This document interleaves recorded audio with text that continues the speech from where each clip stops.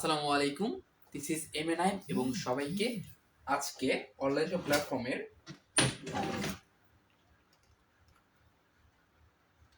আসসালামু আলাইকুম everyone, this is এমএনআই এবং আজকে আমি অনলাইন প্ল্যাটফর্মে আপনাদের সবাইকে স্বাগতম জানাচ্ছি আরেকটি মাস্টার লাইফ ক্লাসে। আজকে আমরা হিসাব বিজ্ঞানের রেওয়ামিল অধ্যায় নিয়ে ক্লাস করব। আমরা ইতিমধ্যেই বেশ কয়েকটি ক্লাস করে ফেলেছি রেওয়ামিলের উপর, প্রায় মেবি 2 থেকে 3টা ক্লাস করে ফেলেছি, যেখানে আমরা রেওয়ামিলের বেসিক এবং রেওয়ামিলটা করেছিলাম, যেখানে আমরা রেওয়ামিলের বেসিক কিছু আলোচনা করেছি। আজকে আমরা রেওয়ামিলের আরেকটি মাস্টার ক্লাস করব। সো আমার সাথে এতক্ষণে যে অ্যাড হয়ে গেছে একটু কমেন্ট করে জানিয়ে দাও, ভাই আমি অ্যাড হয়ে গিয়েছি। অ্যান্ড যারা এখনো জয়েন হয়নি তাদের মেনশন করে জানিয়ে দাও। ইভেন তোমরা ক্লাসটা সবাই শেয়ার করে দিবা, বিকজ যত শেয়ার করবা তত বেশি স্টুডেন্ট সংযুক্ত হয় এবং তত বেশি স্টুডেন্ট এই কর্নার থেকে সাহায্য পাবে। আমাদের কথা হচ্ছে আমরা চাই যে আমাদের সাহায্যটুকু সবার কাছে পৌঁছে যাক। সো গাইস, যারা যারা ক্লাসে জয়েন হয় নাই মেনশন দিয়ে ফেলো, যারা যারা জয়েন হয়েছে একটু কমেন্ট করে ফেলো। অ্যান্ড ক্লাসটা অবশ্যই শেয়ার দিবা ফেসবুক গ্রুপে, আমাদের মেসেঞ্জার গ্রুপে অ্যান্ড আদার্স গ্রুপে, যাতে সবাই এই ক্লাস থেকে কি কি সাহায্য পেতে পারে। সো আমি সর্বপ্রথম আমার মনিটরটা ঠিক করে নিব তোমাদের ক্লাস দেখার জন্য যে আমার সবকিছু ঠিক আছে কিনা। সো কে কে আসলে আমরা জানিয়ে দাও সবকিছু ক্লিয়ার আছে কিনা, তাহলে আমরা শুরু করতে পারি।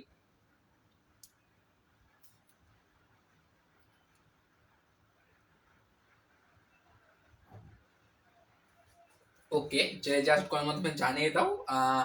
এখানে একটু সমস্যার কারণে মাঝে কারেন্ট গিয়েছিল যখন ক্লাসটা শুরু করব, যার কারণে হচ্ছে আমাদের ক্লাস একটু লেট করে শুরু করছি। অ্যান্ড আমার মনিটরটা অনেক স্লো করতেছে, কারণ হুট করে অফ হয়ে যাওয়ার কারণে এটা সমস্যা হচ্ছে। ওকে, সো তো কমেন্টগুলো একটু পড়বো যাতে আমি ক্লাস খুব সুন্দরভাবে নিতে পারি। আমি সামনে থেকে কমেন্টগুলো পড়বো। কে কে আছো বলে ফেলো।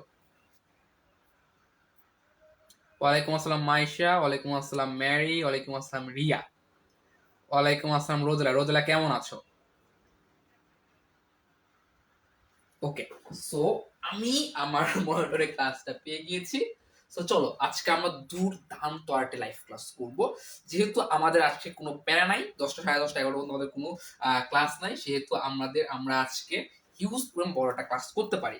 তো তোমরা সবাই জানো আজকে আমরা কি করব। আজকে আমরা রেওয়া মিল করব। সো আমাকে কথা বলো, ফার্স্ট কোয়েশ্চেন, রেওয়া মিল কেন করা হয়? আজকাল ফার্স্ট কোয়েশ্চেন হচ্ছে রেওয়া মিল কেন করা হয় অথবা কেন তৈরি করা হয়।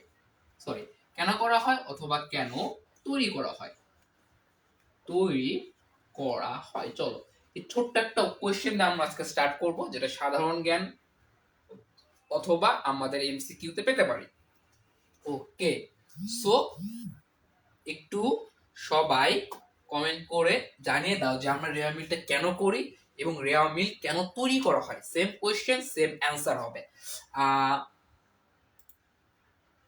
মেইন কথা হচ্ছে তোমরা কতটুকু জানলা, আমি কিন্তু পড়িয়েছি, আমরা কিন্তু এই সেম টপিকটা কিন্তু আমি পড়িয়েছি, এর অ্যান্সারটা আমরা দিয়ে দিয়েছি। ওয়ালাইকুম আসসালাম। আচ্ছা আলহামদুলিল্লাহ ভাই, আমিও ভালো আছি। আচ্ছা ফয়সাল আমাদের সাথে আছে আজকে।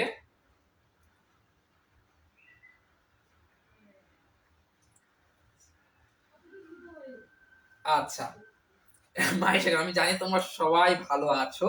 অনেকে অসুস্থ অসুস্থ ভিতরেও কিন্তু আমাদের একটা বরকত রয়েছে। আমরা সবাই যে অবস্থায় আছি বলি আলহামদুলিল্লাহ, কারণ আমরা যে অবস্থা গেলাম সেটা আমাদের জন্য বেস্ট অবস্থা। কেননা আমরা এখন যে একটা ঘরের ভিতরে আছি, অনেকে কিন্তু তাও নেই, অনেকে কিন্তু ভালো পরিবেশ নেই, অনেকে কিন্তু ঠান্ডায় কাঁপছে। তো তুমি যেখানে যেই পরিস্থিতি থাকো না কেন, জাস্ট আলহামদুলিল্লাহ আমি অনেক ভালো আছি।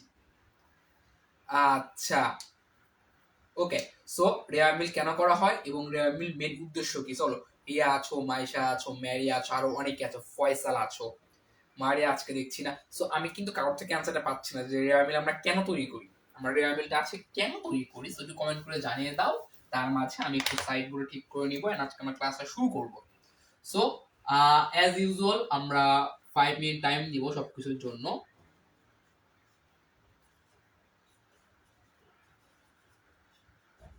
সো হিসাব বিজ্ঞান, ওকে সমস্যা নাই, একটু পিছিয়ে গেছে। রেওয়ামিল,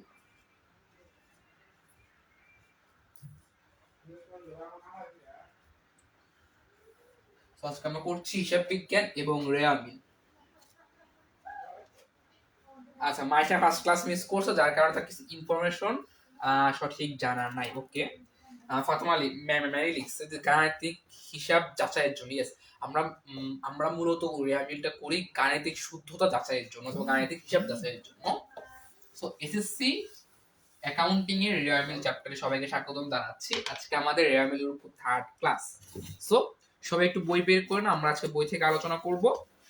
এন্ড অ্যাজ ইউজুয়াল আমরা আজকে অনেক বিষয় নিয়ে আলোচনা করব, শুধুমাত্র বই না। তো সবাই একটু বইটা বের করে নিবা। আমি একটু বইটা বের করে নিব, দেখো। ওকে, যারা যারা রেয়ামিলের ক্লাসগুলো দুইটা ক্লাস মিস করেছো, অবশ্যই আগে গিয়ে পেজে পেয়ে যাবা। দুইটা ক্লাস রিসেন্টলি করিয়েছি, তো সেই দুটো ক্লাসটা করে নিবা। কেননা প্রতিটা জিনিস ইম্পর্টেন্ট। প্রতিটা ক্লাসে এমন কিছু ইনফরমেশন দিয়েছি, প্রতিটা ক্লাসে এমন কিছু পড়িয়েছি, এমন কিছু শিখিয়েছি যেগুলো পরবর্তী ক্লাসগুলোতে প্রচন্ড পরিমাণ ভাবে ব্যবহৃত হবে। সো আগের ক্লাসগুলো একটু মনোযোগ দিয়ে পড়বো। ওকে, আমরা 2 নাম্বার করেছিলাম, 2 নাম্বার আমি বাড়ির কাজও দিয়েছিলাম, যদিও সবার থেকে বাড়ির কাজটা পাই নাই। আজকে আমরা বইয়ের 3 নাম্বার করব এবং আমাদের পৃষ্ঠা হচ্ছে 139 পৃষ্ঠা। কত পৃষ্ঠা? 139 পৃষ্ঠা। সো আমরা আজকে 3 নাম্বার ম্যাথটা করব। এন্ড আমরা 3-এর দেখি কটা কি আছে। মূলধন জাতীয় প্রাপ্তি। চলো, আজকে আমরা 8 টপিক পেয়েছি। কি টপিক পেয়েছি? আজকে আমরা পেয়েছি হচ্ছে মূলধন জাতীয় প্রাপ্তি।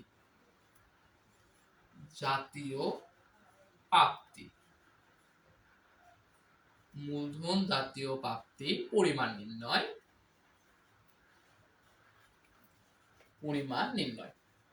সো আমি যেটা বলি যে প্রতিটা ক্লাসে আমরা কিছু না কিছু ইনফরমেশন দেব, কিছু কিছু জিনিস পড়বো যেটা আমরা হচ্ছে অন্যান্য ক্লাসে আমরা সেইগুলো কাজে লাগবে। সো আমরা কাজ করব সেটা হচ্ছে যে প্রতিটা ক্লাস অনেক মনোযোগ দিয়ে করব এবং কোনো ক্লাস যদি আমাদের মিস হয়ে থাকে তাহলে কি করবো, আমরা সেই ক্লাসটা করার ট্রাই করব।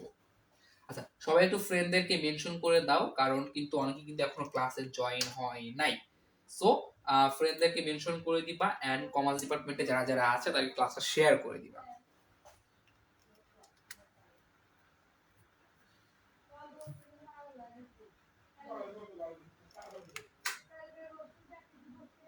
ওকে, আচ্ছা, একটু পিএস ডিপার্টমেন্টে ক্লাসে দিবা। চোখের ভিতরে কিছু কিছু গিয়েছে যার কারণে সমস্যা হচ্ছিল।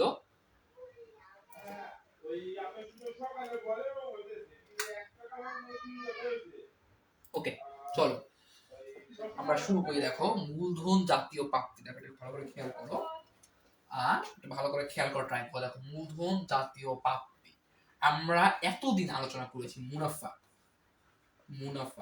সো আমরা জানি যে এই যে মূলধন জাতীয় প্রাপ্তি, মুনাফা এরকম মূলত দুই প্রকার। একটা হচ্ছে মুনাফা জাতীয়, একটা হচ্ছে মূলধন জাতীয়। আমরা যখন মুনাফা জাতীয় করি তখন আমরা বেশ কয়েকটা পয়েন্ট বলেছি। সেখানে হচ্ছে যে মুনাফা জাতীয় হচ্ছে প্রতিদিন অথবা নিয়মিত ঘটে, প্রতিদিন অথবা নিয়মিত ঘটে এবং এটা হচ্ছে যে এটা থেকে আমরা আমরা কিন্তু মুনাফা জাতীয় পদ্ধতি বলেছিলাম দুইটা, যে এটা হচ্ছে প্রতিদিন অথবা নিয়মিত ঘটে অথবা বছরে একাধিকবার ঘটে।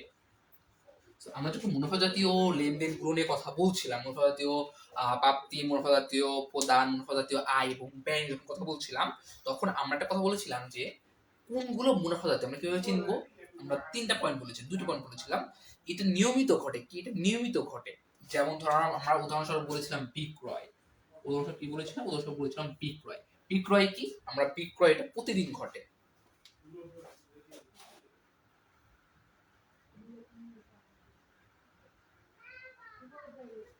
ওকে, আমরা মুনাফা জাতীয় বলেছিলাম যে বিক্রয়, ক্রয়,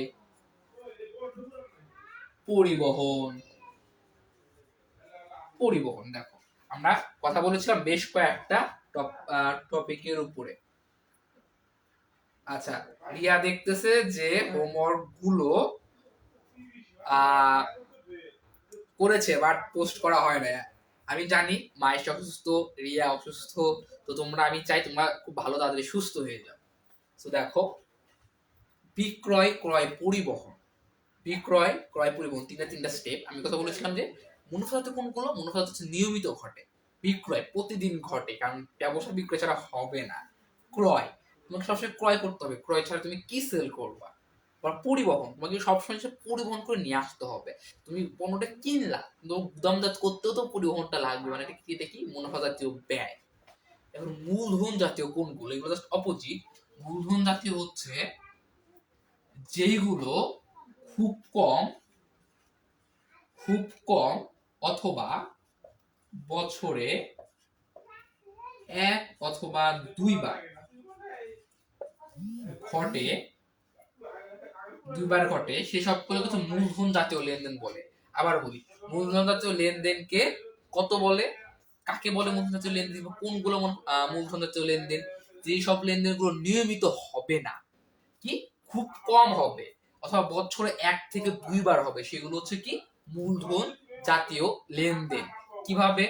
লাইক ধরো অতিরিক্ত মূলধন।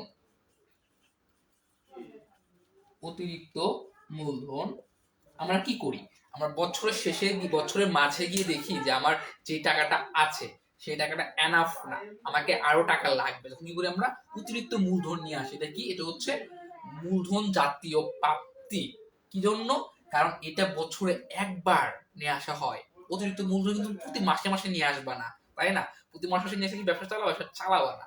কখন অতিরিক্ত মূলধন নিয়ে আসবা? ব্যবসার মাঝে গিয়ে কিংবা শেষে গিয়ে অতিরিক্ত মূলধন নিয়ে আসবা। আবার আরেকটা জিনিস দেখো,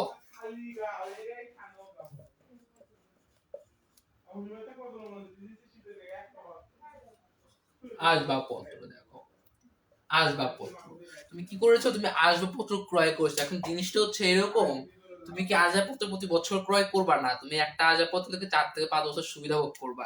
পয়েন্ট নাম্বার 2, এটা হচ্ছে পয়েন্ট নাম্বার 1। পয়েন্ট নাম্বার 2 হচ্ছে এই লেনদেন থেকে বছরের অধিক সময় সুবিধা ভোগ করা যায়, অর্থাৎ এরকম লেনদেন 1 বছরের বেশি সুবিধা প্রদান করে। লাইক আসবাবপত্র, এগুলো কি করবে? এগুলো হচ্ছে 1 বছরের বেশি সুবিধা প্রদান করবে। So the main point is, মূলধন হচ্ছে লেনদেন সেইগুলো যেগুলোকে টাকার অ্যামাউন্ট বড় থাকবে, আবার বছরের খুব কম ঘটবে, আবার এগুলো বছরে খুব কম ঘটবে, টাকার অ্যামাউন্টটা বড় থাকে, মূলধনের অ্যামাউন্টটা বড় থাকে, এবং যেই সব লেনদেন থেকে আমরা 1 বছরের অধিক সময় সুবিধা ভোগ করবো। লাইক আসবাবপত্র আমরা কিনলাম, আমরা কিন্তু এখান থেকে কি করবো? অধিক সময়, বছরে কিন্তু অধিক সময় এখান থেকে আমরা সুবিধা ভোগ করবো। সো মূলধন জাতীয় কোনগুলো? মূলধন জাতীয় হচ্ছে যেসব লেনদেন থেকে আমরা 1 বছরের অধিক সময় সুবিধা ভোগ করবো, যেসব লেনদেন বছরে খুব কম ঘটবে, এবং যেসব লেনদেন টাকার অ্যামাউন্ট একটু বড় থাকবে, সেসব হচ্ছে মূলধন জাতীয় লেনদেন। আচ্ছা, আশা করি আর কোনো কোয়েশ্চেন নেই। ওকে, ক্লাসটা অবশ্যই সবাই শেয়ার করে দিবা, ফ্রেন্ডদেরকে মেনশন করবা, কারণ নিজে শিখি অপরকে শিখাই। আমরা নিজে শিখছি, আমি নিজে তোমাদের মতন শিখছি এন্ড অপরকে শেখাচ্ছি, আমি তোমাদের হেল্প করছি, তোমরা ক্লাসে শেয়ার করে আমাদেরকে হেল্প করো, লাইক অন্যদেরও হেল্প করে ফেলো। আচ্ছা, ফয়সালের কি অবস্থা?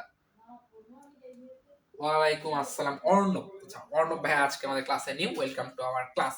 সো আমরা আশা করি মূলধন জাতীয় কোনগুলো সেগুলো বুঝতে পেরেছি। এটা ম্যাথ করতে গেলে আমরা আরো অনেক বিস্তারিত আলোচনা করব, লাইক ফার্স্ট ক্লাস আমরা এটা আলোচনা করেছিলাম। সো আমরা যখন ম্যাথ করবো তখন এটা নিয়ে আমরা অনেক আলোচনা করতে পারবো। 3 এর ক নাম্বার বলছে মূলধন জাতীয় পরিমাণ নির্ণয়। মূলধন জাতীয় কি? মূলধন জাতীয় পরিমাণ নির্ণয়। সো